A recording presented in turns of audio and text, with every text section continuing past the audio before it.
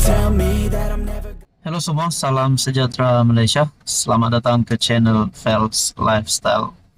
Tuan-tuan dan puan, ada satu gesaan daripada rakyat untuk menteri di dalam kabinet kerajaan dipecat. Sebelum ini mungkin kita dengar ada berapa nama besar menteri di dalam kabinet untuk dipecat kerana tak melakukan kerja. Dan baru-baru ini juga kerajaan ada membuat perombakan.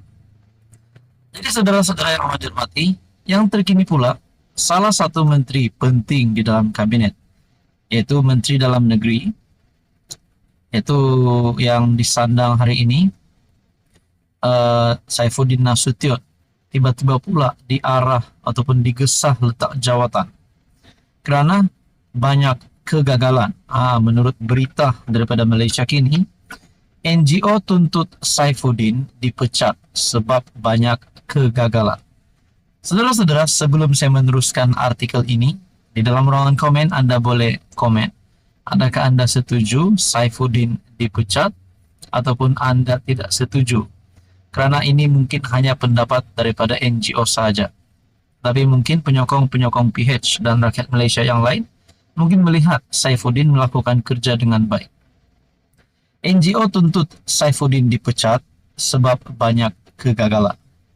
Kumpulan masyarakat sivil menuntut Menteri Dalam Negeri Saifuddin Nasution Ismail dilucutkan jawatan.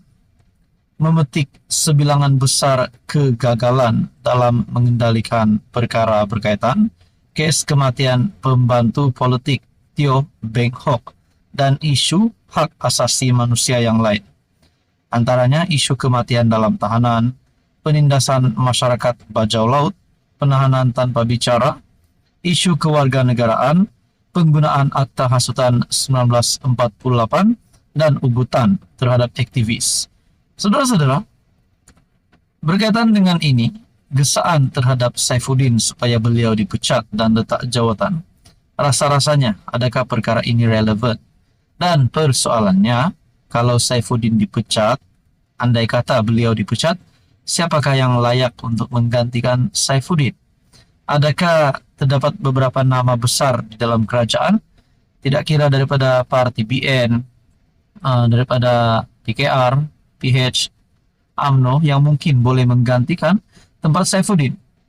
Jadi saudara-saudara yang amat dihormati, saya rasa Datuk Seri Anwar Ibrahim sebagai PMX pasti ambil maklum perkara ini, dan sudah pasti menteri di dalam kabinet hari ini akan menjalankan tugas dengan baik.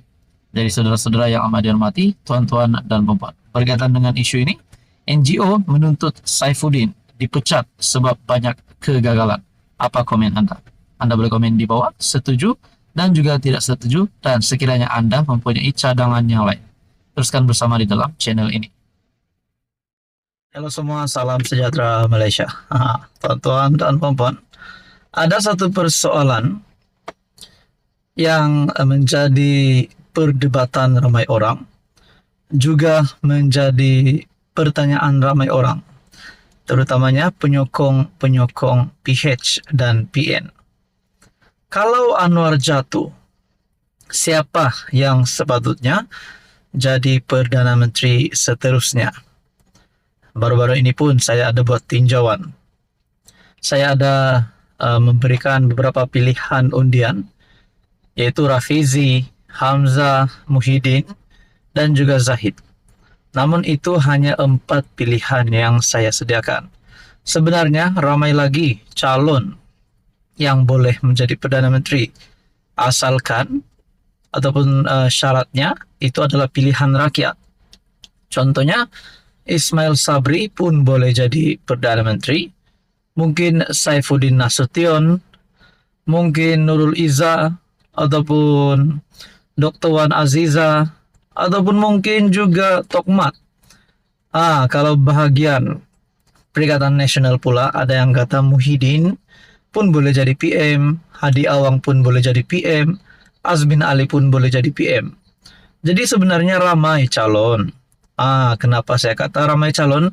Sudah pasti penyokong PN mahu Muhyiddin ataupun beberapa nama besar di dalam PN untuk jadi Perdana Menteri.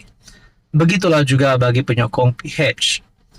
Namun satu tulisan daripada Syahabuddin pada 19 Julai. Kalau Anwar dijatuhkan, tak semestinya Muhyiddin naik jadi Perdana Menteri.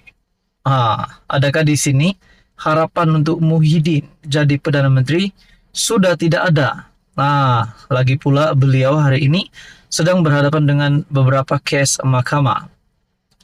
Menurut tulisan daripada Syahabuddin, seorang rakan yang merupakan pengikut tegar Anwar Ibrahim sejak era reformasi menegur beberapa tulisan saya yang mengkritik kerajaan Madani dengan mengatakan tindakan saya itu hanya akan membuka ruang kepada Muhyiddin kembali semula sebagai PM. Katanya, jika Presiden Bersatu itu kembali sebagai PM, episod kegagalan selama 17 bulan sebelum ini akan berulang kembali. Wow, mungkinkah ini juga salah satu penyebab supaya Muhyiddin Yassin tidak jadi Perdana Menteri lagi? Mungkin bagi yang tidak meminati Muhyiddin, sudah pasti mereka tak nak Muhyiddin jadi PM. Tapi bagi mereka yang meminati pimpinan Muhyiddin, sudah tentulah mereka mahu Muhyiddin sekali lagi jadi PM. Di dalam tulisan ini, adakah itu yang kita mahu? Tanyanya kepada saya. Sambil menyebut Anwar adalah PM terbaik ketika ini, rakan saya itu juga secara terbuka mengatakan rakyat Malaysia harus mengekalkan Presiden PKR itu menerajui Putrajaya bagi tempoh 10 tahun atau selama 2 penggal. Saya hanya senyum mendengar keinginannya agar Anwar menjadi PM selama 10 tahun. Dalam hati saya berbisik, jangankan 10 tahun, nak habiskan penggal atau nak menang PRU akan datang pun rasanya Anwar sedar masih lagi tak cukup nafas mendepaninya.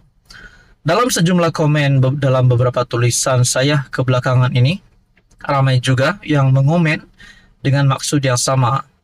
Menurut mereka, adakah kita mahu Muhyiddin kembali sebagai PM?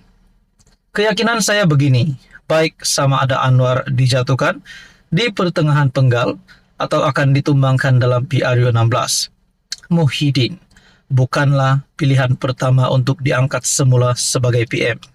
Beliau hanya antara pilihan, tetapi bukan pilihan utama. Dengan Muhyiddin masih ada kes mahkamah yang perlu diselesaikan, bahkan ketika PRU 16 nanti mungkin sudah dijatuhi hukuman. Harus diakui, laluannya adalah sukar untuk menjejaki langkah Tun Mahathir menjadi PM sebanyak 2 kali.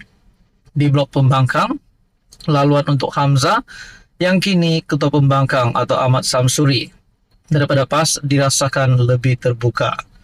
Tambahan lagi berdasarkan sentimen Melayu, Islam yang terus berkembang. Jika dalam PRU 15 lalu, PAS mampu memenangi 43 kursi parlimen, jumlah kemampuan menang parti itu dijangka akan bertambah lagi.